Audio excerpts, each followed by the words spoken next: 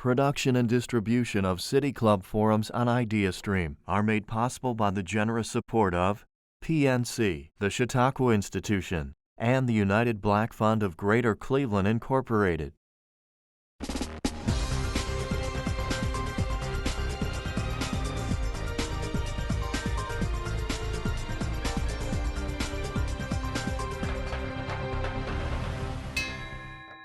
Hello and welcome to the City Club of Cleveland. I'm Dan Moulthrop, Chief Executive here and a proud member. Today's July 24th. You're with a virtual City Club forum live from the studios of 90.3 WCPN IdeaStream. They are our public media partner. We're deeply grateful to them. Speaking of gratitude, I want to express a little gratitude as well to everybody who's been supporting City Club forums through this pandemic, both our sponsors and our individual donors. You can see a list and more information at cityclub.org/thank you. Our City Club of Cleveland Friday Forum speaker today is Capricia Penevic Marshall, Ambassador Capricia Penevic Marshall. She's a first-generation American of Mexican and Croatian descent and a Cleveland native. Growing up on the East Side, Ambassador Penevic Marshall graduated from both Beaumont High School and Case Western Reserve University School of Law before embarking on a distinguished career in diplomacy. She served as Social Secretary to President Bill Clinton and First Lady Hillary Clinton, and as the Chief of Protocol during President Barack Obama's first term. During those 2 decades, she laid the groundwork for successful diplomacy between heads of state around the world, experiences she details in her new book, Protocol: The Power of Diplomacy and How to Make It Work for You. Currently, Ambassador Penevic Marshall is the ambassador in residence for the Adrienne Arsht Latin America Center at the Atlantic Council. So today we'll talk about what protocol is, why it matters, and how attention to it can actually change your life, by which I mean your professional relationships and your ability to find resolution to all sorts of conflicts. As in every City Club forum, you can participate with your questions. Text them to 330-541-5794. That's 330-541-5794. And you can also tweet them at the City Club, and we will work them in. Ambassador Penevic Marshall, welcome to the City Club of Cleveland. Oh, it's such a pleasure to join you, Dan. Thank you so very much for having me. Well, I really wish we were welcoming you back to Cleveland. And if we were, I would present you with a gift, no doubt, especially because we're talking about protocol. But what is, besides the sort of tradition of gift giving among guests and so forth when visiting dignitaries, what is protocol? What are we actually talking about? Well, it is a great pleasure to be virtually in Cleveland. It's so much better to be in person in Cleveland. I love my hometown. It will always remain my hometown, no matter how many years I've been away. Protocol, I have considered it always a superpower. It starts the wheels of diplomacy. It sets forth a roadmap for every engagement, large or small, for our world leaders. It sets forth a plan on how you should navigate certain situations, and it is important.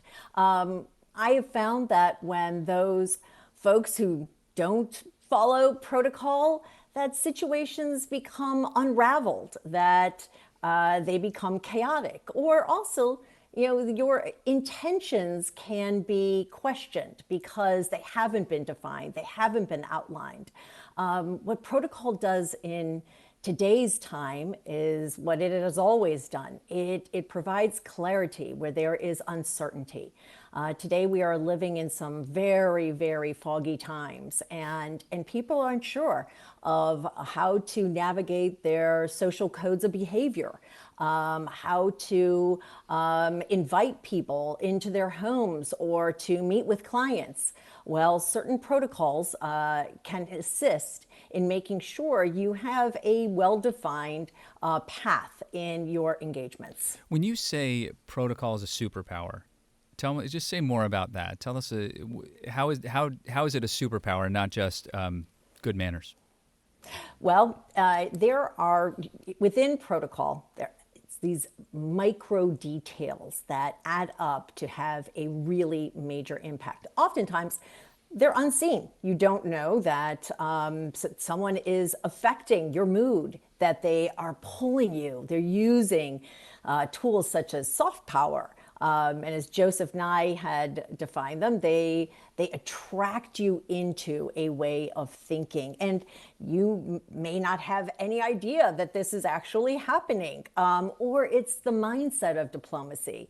The place that I put you may be constricting you, or the way in which I've greeted you may be quite welcoming and flattering. And so there are so many tools that you can use that will pivot that power, often unbeknownst, into your favor.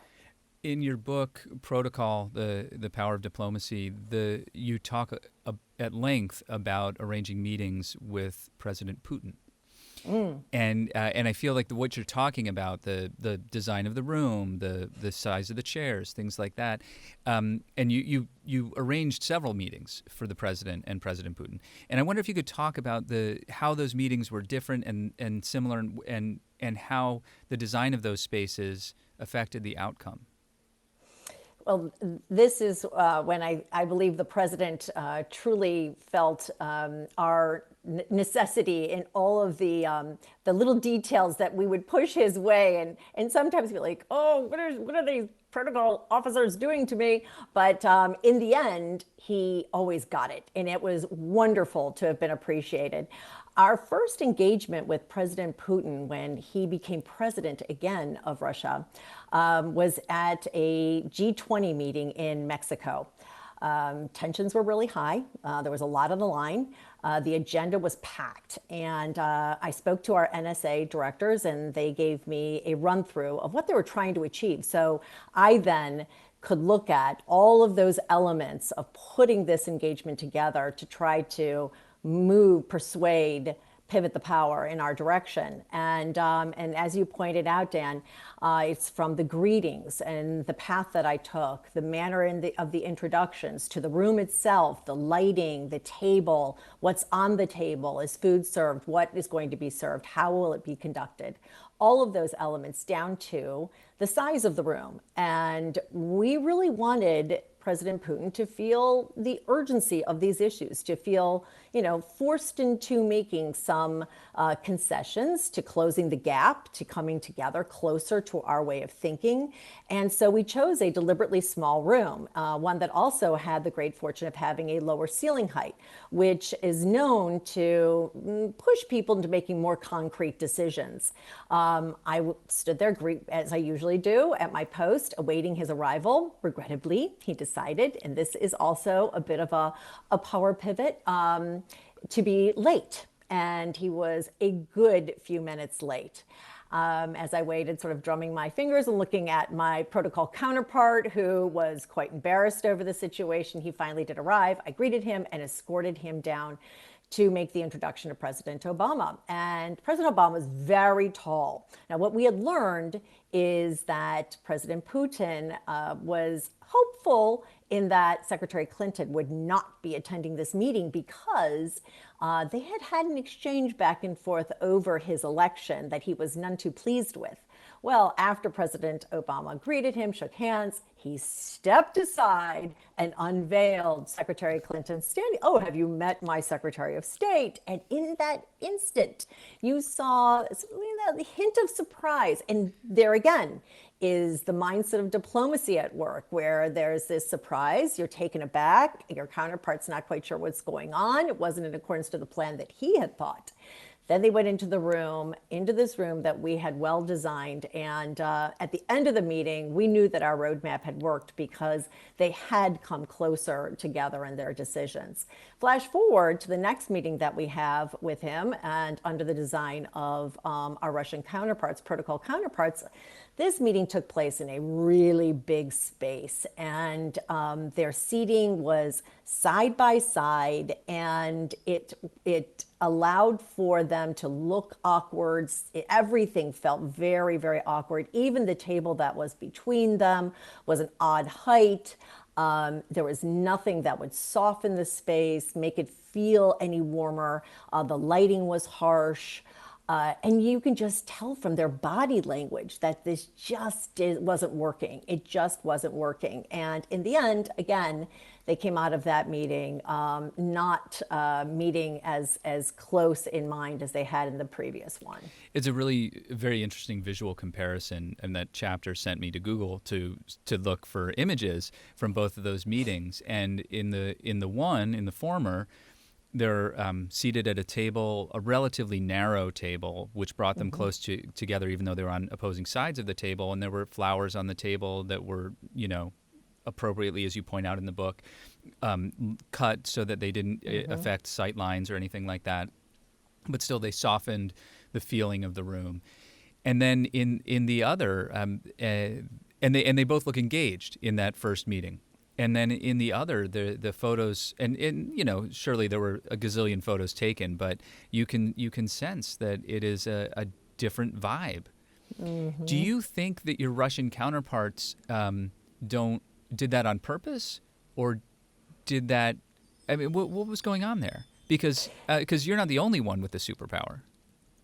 Well, I'd like to have thought so, Dan. But no, it's true. I admired all of my counterparts. And I do have to say that my Russian counterpart under President Medvedev was excellent. Marina and I got along quite well. We worked in concert with one another. We had a respectful relationship with one another, and she would have never allowed that to happen. The young man who was assisting in the second meeting was definitely green. I think he was just putting a meeting together and hadn't thought through all of those very, very important elements. And I found that those chiefs of protocol who were worth their weight absolutely put together the best engagements. You could sense it the moment that you walked into the rooms, and more importantly, the leaders sensed it the moment that they walked into those rooms. Protocol isn't just about the design of the meeting, the menu, the venue, the seating, if I may quote a certain musical, but it's also about the agenda, and it's about how well the two parties or multiple parties sort of understand one another. Don't worry, we're all working from home right now, Capricia. If somebody's got to open and close the fridge, it's fine. But it's about the sort of the ability to prepare yourself for cultural understanding, and I want to ask you to speak a little bit about that. Oh, I, as you had pointed out, Dan, I hail from a family of very many cultures. And, growing up in my grandmother's home when I was young, not only were the Croatian and Mexican sides of the family, but we had my aunts who were Italian and other family members that were Polish, and we had Russian neighbors and neighbors from Lebanon. It was a mini UN in our home where so many cultures were celebrated, foods were eaten, so many different types of foods were served and eaten, and languages were spoken. So it was a wonderful place to have had infused in me the appreciation, the real understanding of the value of knowing another's cultural difference and how that can actually empower you. It's a really wonderful thing. It's a nice thing to know about others' cultures, but it can be very empowering as well. In that first greeting, when we traveled to countries that did not use the formalized handshake, and we're not going to be using that anytime soon. When President Obama knew to greet them in a different manner, it was such a sign of respect and set the tone of that engagement and began to really move the relationship forward with that individual. I am reminded also that President Obama was such an extraordinary, had such reverence for the cultural rituals in other countries. He wanted to celebrate those. He wanted to honor those. And may I tell a story here? Please do. Dan? Please. I hope you'll tell the noodle story. Yes, yes. So, on my first trip with President Obama, and we really didn't know one another very well on this trip. I just sort of started the position and dove in, and so I didn't know his quirks. I didn't know what he really wanted to do or didn't want to do, and he certainly didn't know me very well. Well, this was his first state visit by President Hu Jintao. He invited the president to China, and on the first evening, it was a private dinner between the two of them, held at the Diaoyutai, which is like the Chinese Camp David, if you will, and it is like our Camp David in China, and in Villa 18, all the staff, myself included, were crammed into this back room. And suddenly, my Chinese counterpart, whom I'm just getting to know as well, comes over to me, and he's very anxious and has an urgent message. And he says, Ambassador Marshall, I have a special request of you. I said, yes. And he said, President Hu would like President Obama to make a noodle with him. And I said, I'm so sorry, excuse me, to do what? And he said, well, to make a noodle. And he explained why it was important, and he explained how they would do it. And this is really odd for the Chinese to sort of throw something into the equation at the last minute. They are usually, everything is very detailed. They strictly adhere to protocol. And so I was thinking this has to be very, very important. And I then went to President Obama and whispered in his ear, President Hu would like to make a noodle, sir, with you. And he looked up at me with this look like, what? And I was thinking, uh-oh. And in that instant, I could tell that he was weighing, she came over to me. She understands protocol. I've got to take her advice, and stood up, clapped his hands, and said, okay, let's make a noodle.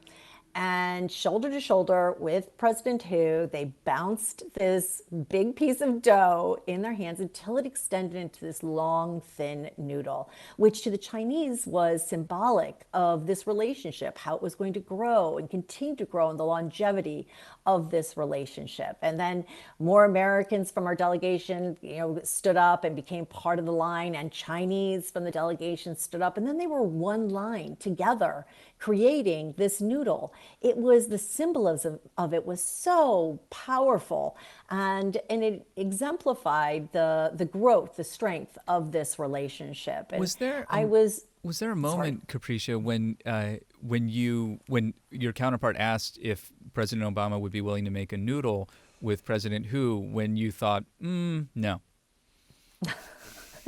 Well, I held for a moment there. Yeah. Again, this is our first really big. There's a lot on the line on this trip, and I thought, well, golly, is my leader the type of leader who will understand this? And if I go to him, and one of the worst things could be is if I approached him and then he had said no, and I had to go back and deliver that news. So I did put a lot on the line by saying yes. And so yeah, for a moment I thought maybe this isn't the best idea. But I in my explanation to President Obama, really reinforced that this was extremely important to President Hu, and he was all in. I mentioned earlier that part of all of this, and I just want to mention again, too, that our guest today on the City Club Friday Forum is Capricia Marshall. She has a new book called Protocol, The Power of Diplomacy and How to Make It Work for You. I think I remember the title correctly. I did. And Absolutely. She was the chief of protocol in the Obama administration, social secretary in the Clinton administration, and currently serves as ambassador in residence at the Atlantic Council, and also consults with private sector businesses about using these tools in business dealings, and has a number of stories to tell about that as well.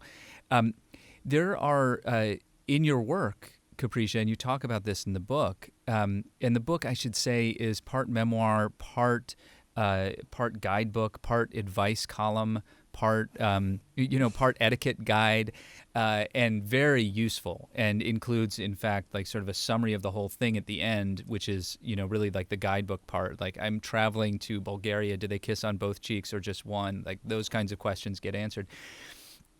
Gift giving. Your book details some spectacular gift-giving fails and spectacular gift-giving successes, and I know that you can actually cover both with one person, the Queen of England, and I want to ask you to do that. Absolutely. Well, as I mentioned, within protocol, there are so many tools, and the soft power tools are incredibly effective. Gift giving, gifts is one of the most, I think, important of those soft power tools. It can reflect your culture. It can emphasize a policy initiative. It talks about that relationship. There's just so many messages that can come from the selection of one gift. And so selecting the right one is incredibly, incredibly important. Her Majesty, on her first visit with President and Mrs. Obama, was given a gift. I have to say, I was not chief of protocol at this time, but there was a gift that was given, and it was an iPod. And she's of course incredibly gracious, always graciously accepts it, but it was seen as an odd selection. The first gift to Her Majesty, or to any leader in a relationship, really is one that's considered neutral in nature. You don't really have a specific relationship that you're basing this gift upon, and so going so personal. Because it was preloaded with some songs and content. And it was preloaded, and it was an American iPod as opposed to one for the UK. So there were a few issues there as well. So in any event, it attracted some attention in the press, and not the best of attention, which mostly the British press. I can't imagine the U.S. press probably did a little bit in the U.S. press. Yeah, but the Brits, absolutely. What are the Americans thinking?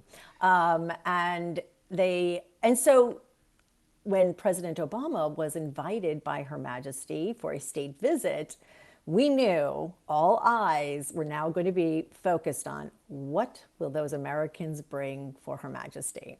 And we went into double overdrive on researching everything about her and trying to figure out what would be the best gift to advise the president to select and to bring. And so on the day of the visit itself, Her Majesty prefers a leader-to-leader exchange. So there's more on the line. It's not protocol to protocol behind the scenes, and then later on they talk about it. This is right up front and personal. Majesty finished with the delegation's luncheons and opens up the doors and makes her way to the tables that I and my counterpart have now prepared with all of the gifts. She walks over to our table, and what the president had chosen and Mrs. Obama had chosen was a leather-bound portfolio with memorabilia from her father's last visit to the United States. And it was menus and note cards, anything that we could get our hands on, we put into this leather-bound portfolio. And she's paging through and looking at each item, and looks up to the president. And I want to say that she had a little tear in her eye and just said, thank you so very much. And the president looks at me like, yeah, good job. This is great. And Mrs. Obama had selected a special brooch also for her that she's worn now on several occasions. She wore it on the return dinner at Winfield House the next evening. And she also wore more recently at the visit of President and Mrs. Trump to the UK. I was excited to see her wearing it. She then moved on to the next gift, which was for Prince Philip directly. And she said, oh, Philip, come over and see what they got your carriage ponies. Well, what we had learned was that he really enjoys racing carriage ponies. And so we created, with artisans from Ohio and Colorado, bits and shanks for his carriage ponies. And on the ends, we soldered the president's seal. He walked over, and he at first lifted and seemed a little disappointed in the craftsmanship. And she was like, nonsense.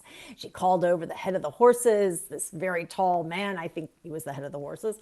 And he lifts them. I said, oh, no, Your Majesty, this is fine workmanship. She goes, I told you, Philip. So that put that to rest. And then for Prince Charles and Lady Camilla, we had brought seedlings from Mount Vernon, Monticello, and the White House, and put them in a bucket for him. And he loved it. They all loved it. And I will tell you that moments later, after I returned back to the staff hold in Buckingham Palace. On the news, they said, Americans get it right.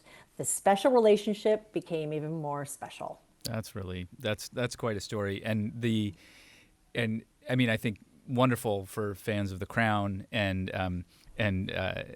all sorts of things. Let me just say, if you have a question for Capricia Marshall, please text it to 330-541-5794. That number is 330-541-5794.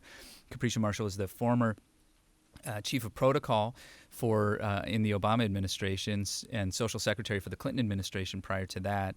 And her new book is called Protocol: The Power of Diplomacy and How to Make It Work for You. It has struck me in spending some time with your book that the protocol and the specific power of protocol is a combination of attention to detail that sort of reduces fear and uncertainty and threat. Mm-hmm. And that when we're in the midst in this nation right now, you said a very foggy time. I'm going to put a slightly sharper point on it. It's an unsettling time. And there's a great deal of difficult conversations that we must handle with great diplomacy. And I would like to ask you kind of what you think the lessons are. There's all sorts of questions I could ask you about. Can we shake hands? We can't shake hands in a pandemic, yada, yada. I'm more interested, however, in what the lessons are from your experience that we can apply to the very difficult questions around race and equity and dismantling whiteness. You know, it is and I'm glad that you in this context in particular, Dan, really reinforce that this is an unsettling time. Within the framework of protocol, without protocol, people feel very uncertain. They are lost in, what is the appropriate thing to do? How should I be reacting?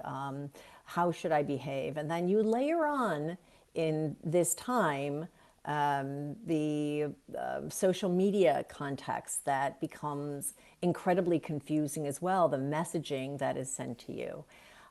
When you embrace a set of standards, some guidelines that protocol can give you, it is what gives you a foundation, sets your own personal stage for your engagements, interactions, and sometimes even your own personal thinking. It gives you some steady ground to stand on.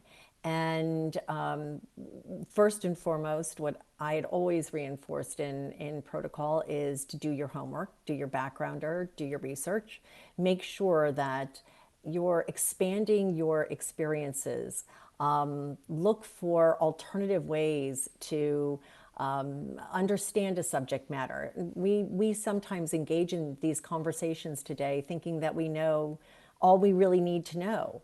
And when you engage in diplomacy, you know that there's an alternative perspective and point of view. And part of creating that bridge of understanding is knowing that alternative perspective and attempting to come closer with your own information and perhaps hearing something new, adopting a different way of thinking, and then for the most part, trying to persuade people to believe in the way that you are aligned. And so there is a lot that goes into those first moments before an engagement even occurs. And so in these times, I would encourage people before they even start in on those uncomfortable conversations, and we do need to have some uncomfortable conversations, do your homework, read. Or, there's a whole host of great books out there now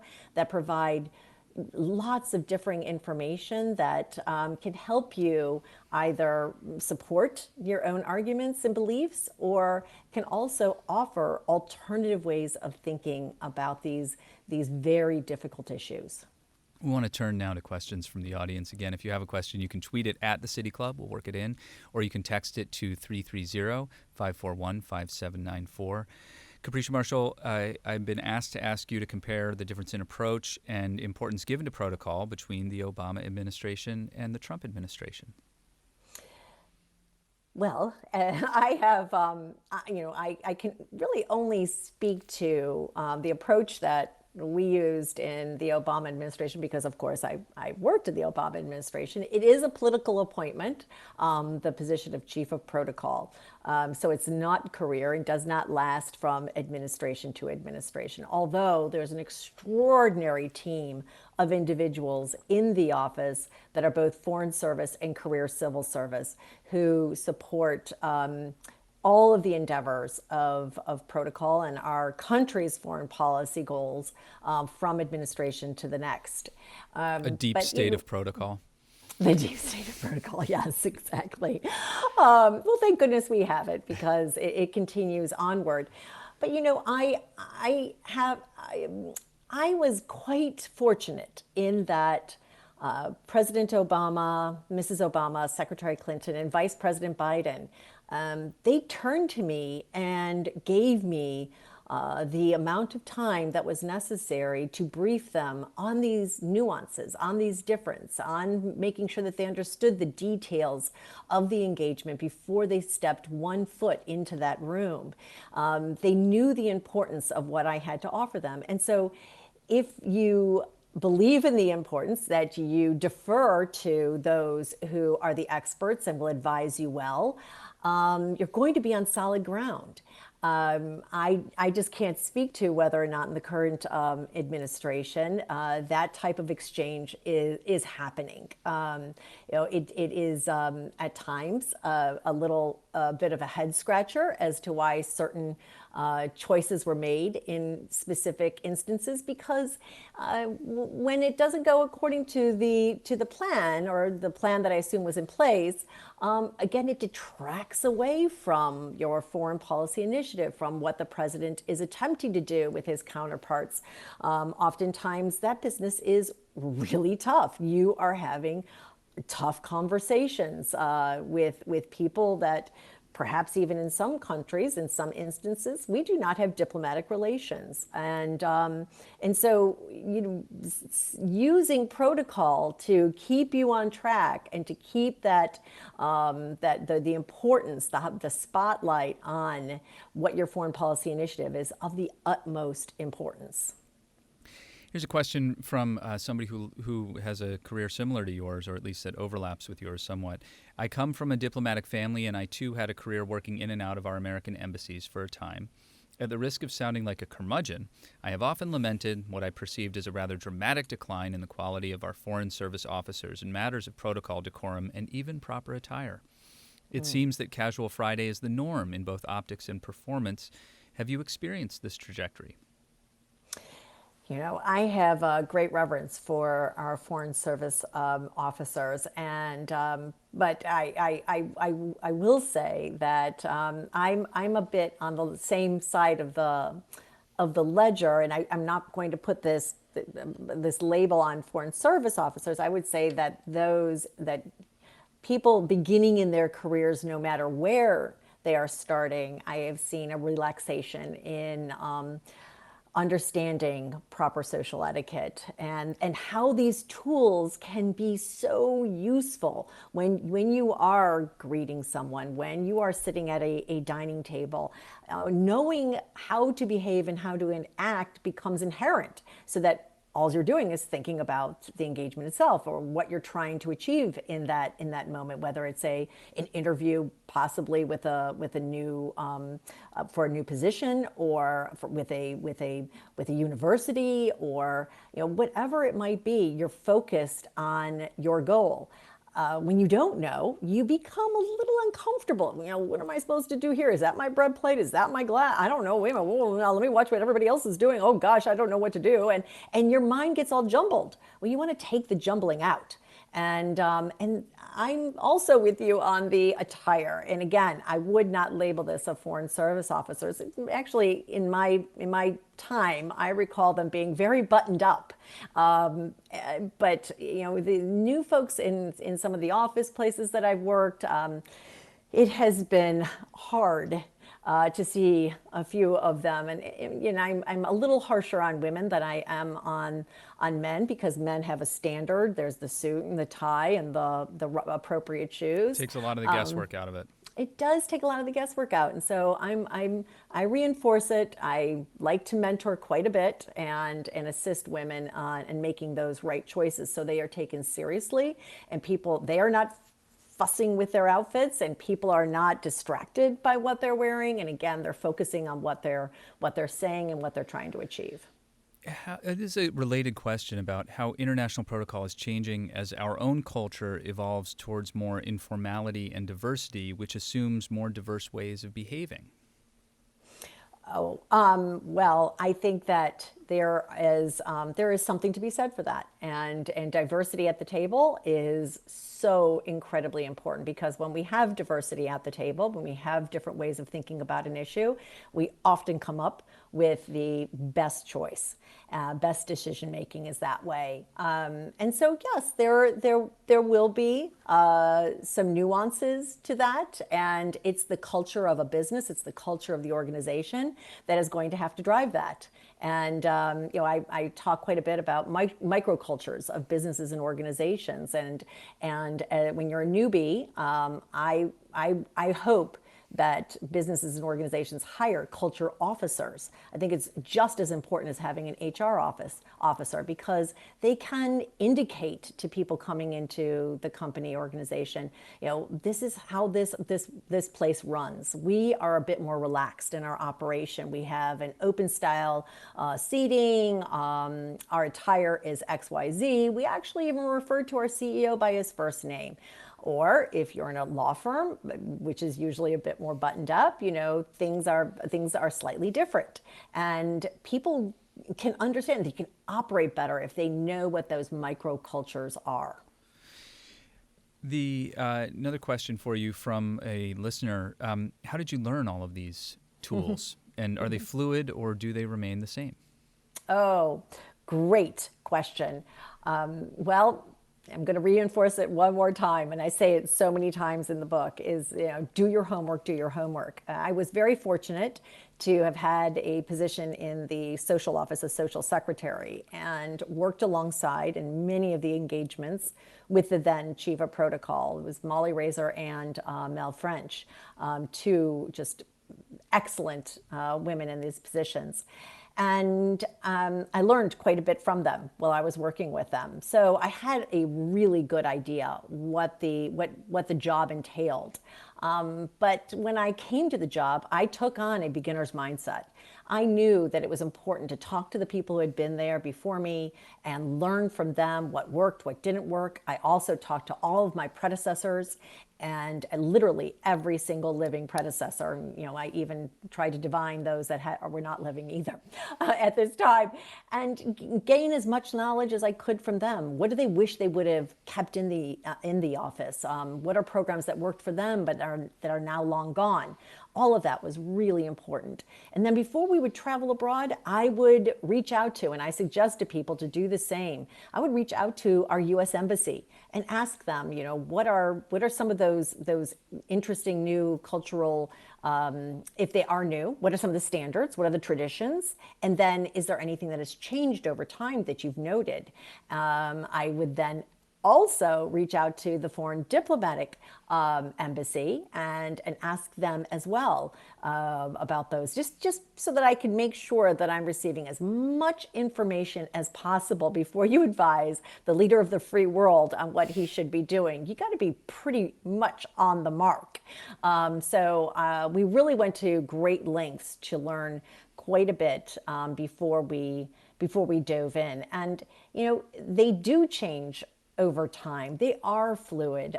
Quick story: when I traveled as social secretary, I was with the Clintons, and we had traveled to China for a state visit, and we were told by our protocol office that in China, when they gave a toast, that they consumed everything that was in the glass before they put it back down on the table. So we are in the Great Hall. It's just a wonderful event. And I'm seated at this very large table. I think there had to have been 14 of us around this table. And it was myself and one other American at the table from the delegation. And the toast began, and I noticed that we had rather large glasses of wine. Well, we lifted them up, we did the toast, and then we began to consume. And I looked to my right and my left at the Chinese delegation members that were sitting next to me, and they just took a sip and then put their glass down. So I thought, well, I'm going to comport in the same manner. So I took a sip and put my glass down. My counterpart, who was a very thin woman, consumed everything and did it on each, in accordance with the protocol we were taught at each toast. Well, the gentleman sitting to my right said, your delegation member seems to be very thirsty. And I explained to him what we had been told. And he said, oh no, we got rid of that because we found that people were getting quite drunk at events. So we no longer adhere to that rule, that cultural custom. So they are fluid, and you need to know, how they've changed over time and how they need to be applied differently in that current day. Are there schools that teach this these days? Or Oh, yes. There's wonderful schools. The Protocol School of Washington is a terrific school. There's an organization, the Protocol PDI POA. They also have an organization of all protocol officers within the United States and all over the world. They share customs and cultures. Again, you can learn so much from calling embassies, both ours and theirs. We're speaking with Capricia Marshall. She's our City Club of Cleveland Friday Forum speaker today.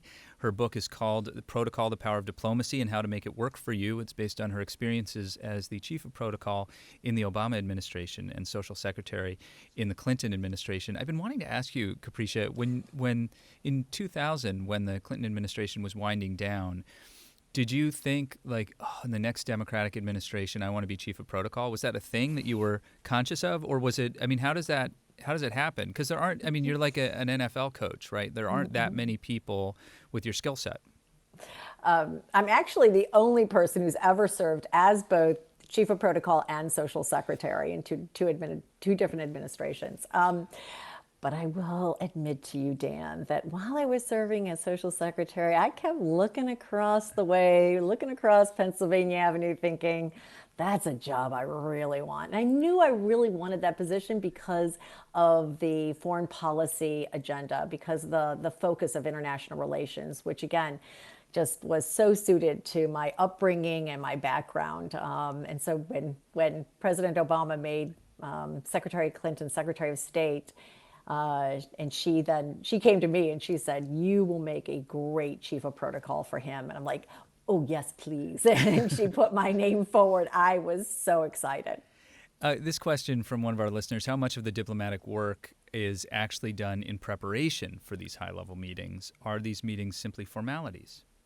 Oh, no. They are not just formalities. There is, though, you are absolutely correct, quite a bit of work that is done on the front end. And I have just immense respect for those who work at the State Department, both political and career, who have devoted their lives in crafting the proper treaties, policies that will move our bilateral relationships forward. But ultimately, it does not happen until the leaders of those countries come together and are seated across from one another and begin the hard work at hand.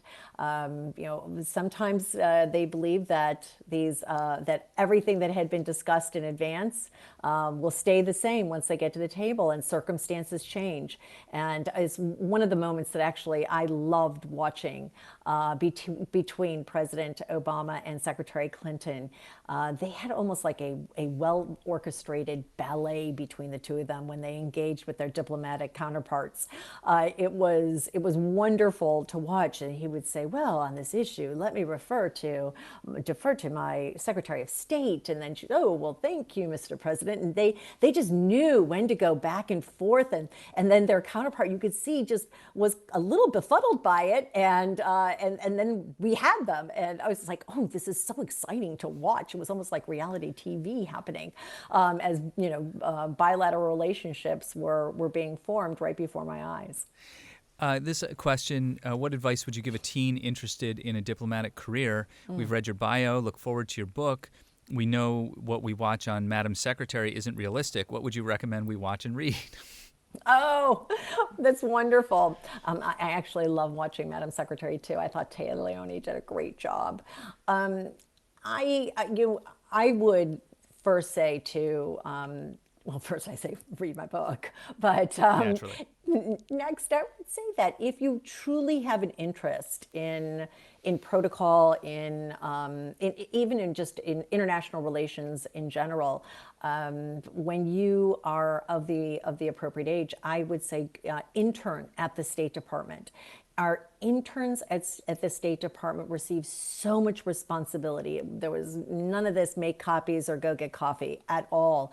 We have very few hands on deck and so much work to do that the interns were given considerable high-level responsibilities, and you learn a great deal about so very much in a short period of time. That would be one of the suggestions I would urge someone to do who has this interest. What about any particular things to watch or read? You know, there are a variety of wonderful, great books that have been written on protocol. Many of my predecessors have written them. Lucky Roosevelt has written a book. Mel French has written a book. Lucky's is definitely more memoir, but gives you an idea about the path that how she got to where she was. And Mel's is definitely more of a how-to. Or not even a how-to, it's more of the rules of protocol. But both of them will give you some background and interest in that.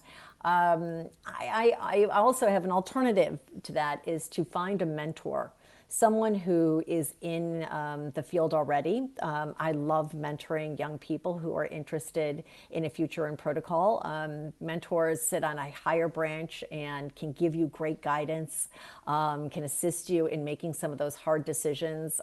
They can also advise you on what to read, what to watch. They are discreet and have usually the best judgment. This question as well from a listener who reached out yesterday. Was there anything in particular in your Catholic school upbringing, you were a graduate of both St. Anne's and Beaumont, that particularly prepared you for this line of work? Oh my! I have to say it's the foundation of my being. I am indebted to those instructors, teachers, and in particularly to those wonderful nuns and priests who invested in me in a very young age at both St. Anne's and at Beaumont School for Girls. My education was extraordinary. The opportunities I was afforded were really wonderful. But what they really did instill in me were two things. First and foremost, of course, discipline of action and behavior, knowing that that everything has a consequence, and to make sure that I was adhering to respect and kindness to others in all that I did, and then curiosity of difference, curiosity of opportunity. Just opened my eyes to so very much during my younger years, and I still fondly recall Sister Jean and Sister Rosemary and so many others who sit so deeply in my heart because of the time that they invested in me to try to make me the person they believed that I could become. Beaumont, as you said, School for Girls, you have a chapter titled Negotiating While Female. And I wonder if you could talk a little bit about the lessons of that chapter in particular. Well, when I wrote the book, I, of course, wanted the tools and the lessons applicable to everyone, and they are. But near the end of it, I realized that as a woman, oftentimes these tools applied slightly differently to me. And I had a little bit of an argument with my editor because she did not think that the chapter was in alignment with the rest of the book. And I said, give me a moment. Let me just draft it out for you and you will see. And she did. And she agreed 100%. As women, we're in a constant state of negotiation in our personal lives, in our business, and certainly I did while I was in government. I was one of the very few women who served as chief of protocol. The majority were always men from around the world. Didn't hinder me in my advancement, just made what I had to do just a bit more challenging, and women are accustomed to that.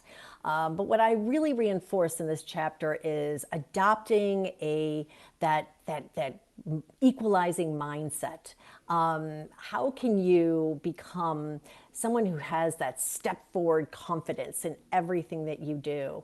When I traveled the world, there was certainly the cultural IQ I needed to be attuned to, but the gender cultural IQ was even more important often, knowing when and how to behave as a woman when you enter certain regions, certain countries, without stepping back from my own power, without deferring my power away, knowing that when I stepped into a room, and because of my position, that I was afforded a seat at the table, and I should have a seat at the table, and don't take that second bench seat.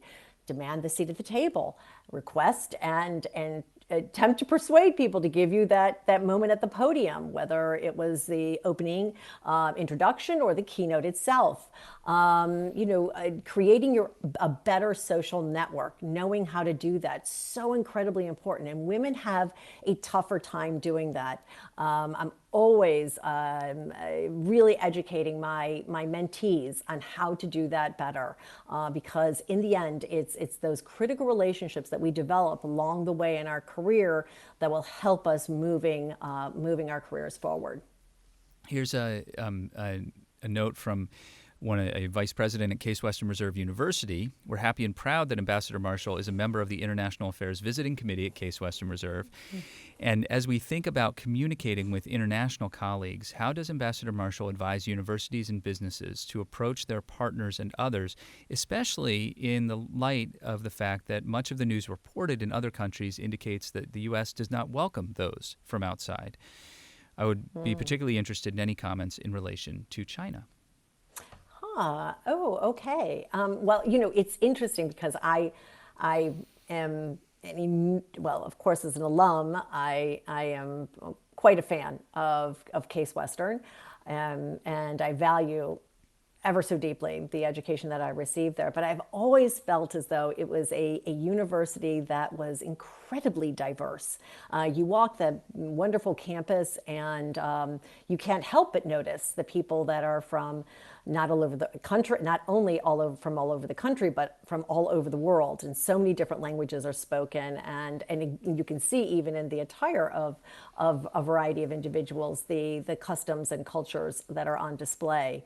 It is important, like in government, that you do that necessary outreach. And we as Americans can sometimes be seen as insular, and we want to be, in particularly at universities, we want the diversity of thought, we want that diversity of inclusion, and we have to proactively work. And I think Case Western actually does a really good job of this, of outreach to other countries and to other cultures to bring them in, making sure that they do understand how much we value them. Right now, there are some struggles because of what will be acceptable norms at universities and what will not. What are some of the rules that we'll need to abide by, the laws that are being, the regulations and guidelines that are being put into place around the country as to foreign students returning to universities. But I know we'll be able to manage this because we cannot stop. We have to move forward, and the education of our U.S. students is so much richer when we bring in students from other countries. Here's a question from a couple of former neighbors of yours, Fran and Jules Belkin. My goodness! Cleveland's a small town. We are so proud of our neighborhood girl. Our question is, if Vice President Biden is elected to the White House, has the campaign reached out to find out if you would be part of his administration? Wow. Well, hello, Belkins. My mom is here with me. Mary is still with me. And I have sad to report to you that my father has recently passed away. Frank is gone. But Frank and Mary were great friends with the Belkins. All of us were. So it's wonderful to say hello to you virtually. Well, I have served in two administrations and I have served in amazing posts. I want to say the best jobs in government, social secretary and chief of protocol.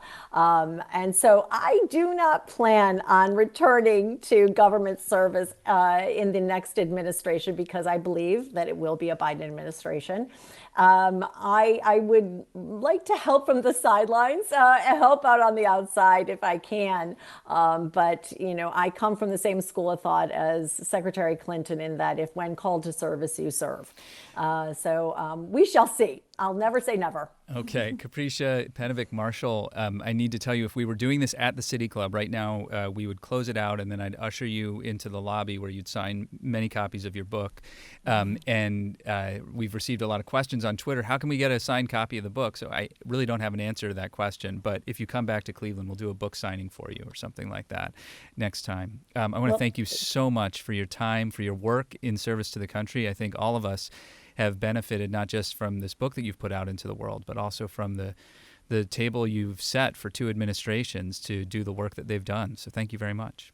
Thank you so very much for having me, Dan. I really appreciate it. And, go Browns, go Tribe, go Cavs. I'm always there as a big fan. Thank you so much. Capricia Penovich-Marshall, former chief of protocol for the United States and author of Protocol, The Power of Diplomacy and How to Make It Work for You. It is available at your local bookstore. Find it.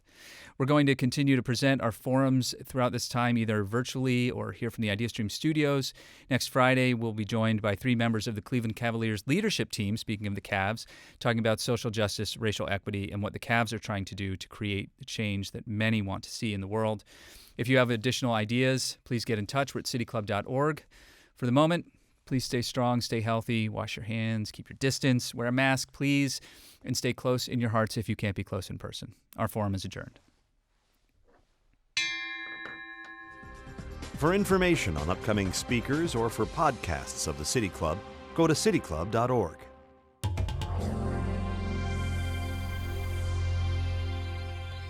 Production and distribution of City Club forums on IdeaStream are made possible by the generous support of PNC, the Chautauqua Institution, and the United Black Fund of Greater Cleveland, Incorporated.